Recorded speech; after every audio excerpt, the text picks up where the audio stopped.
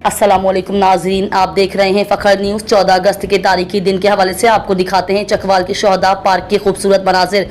DPO Chakwal captain retired वाहिद महमूद और उनके staff का लगाई गई मुख्तलिफ स्टॉल पर विजिट, झलकियाँ मुलाहिजा फरमाएं और देख ही रहे हैं फ़खर न्यूज़।